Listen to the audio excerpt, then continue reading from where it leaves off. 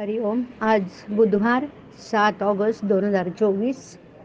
सद्गुरू ब्रह्मचैतन्य गोंदवलेकर महाराज यांच्या प्रवचनाचा आजचा हा भाग. रूपाची ओळख नामानेच होते. नुसत्या शास्त्र पठणामुळे होणाऱ्या ज्ञानापेक्षा भक्ती ही निश्चित श्रेष्ठ आहे. भक्ती म्हणजे परमात्मा स्वरूपाचं परमप्रेम. कर्म, ज्ञान, योग ही साधनं असून भक्ती हे साध्य आहे. कर्ममार्गामध्ये नुसतं कर्म बरोबर करण्याच्या हिशेबात मन अडकून जातं आणि म्हणून नुसता कर्ममार्गी हा कर्मठ किंवा जड बनतो आणि त्याला भगवंताचा विसर पडतो. योगामध्ये वृत्तींना आवरून धरण्याची खटपट करावी लागते. वृत्ती शांत झाल्या म्हणजे मन शून्याकार होतो. वृत्ती आवरणाऱ्याला भगवंताचं प्रेम असेलच असं सांगता येत नाही. ज्ञानमार्गामध्ये आत्मविचाराला प्राधान्य असल्याने तिथे बुद्धीच्या सामर्थ्यावर फार भर असतो. पण मायेचा जोर फार विलक्षण असल्यामुळे साधकाला ती केव्हा फसवेल याचा नेम नाही. ज्ञानमार्ग फार कठीण आहे.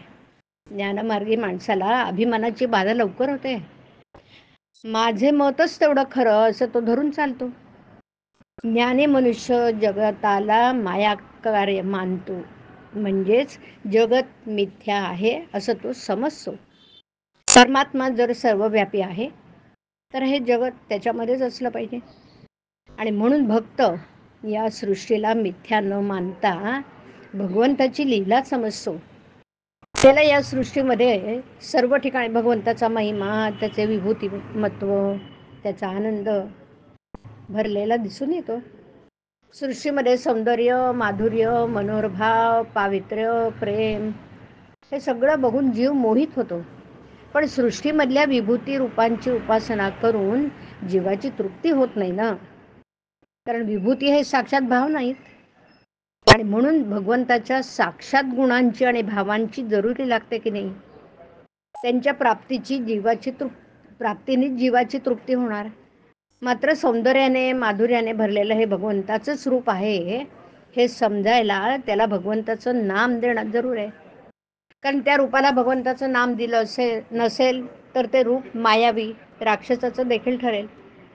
कुंभाराने एका मातीपासून अनेक प्रकारची भांडी तयार केली. प्रत्येक भांड्याला मातीशिवाय दुसरं काहीच नाही, तरी प्रत्येक भांड्याचं नाव निराळं.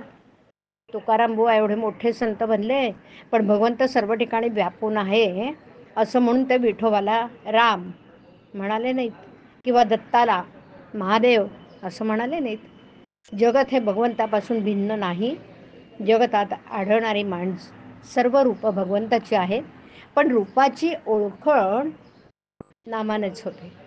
प्रत्यक्ष आकाराला आलेली अनेक रूपं नाहीशी झाली तर त्याचं नाव टिकून राहतं.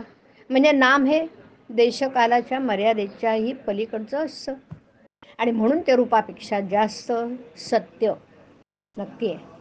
आणि जे सत्य आहे ते श्रेष्ठ असलंच पाहिजे.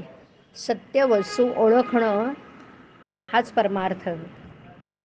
भगवंताची रूपे जिथून येतात तेथे नामाचे वास्तव्य आहे. हरिओम. हरिओम तत्सत. हरिओम.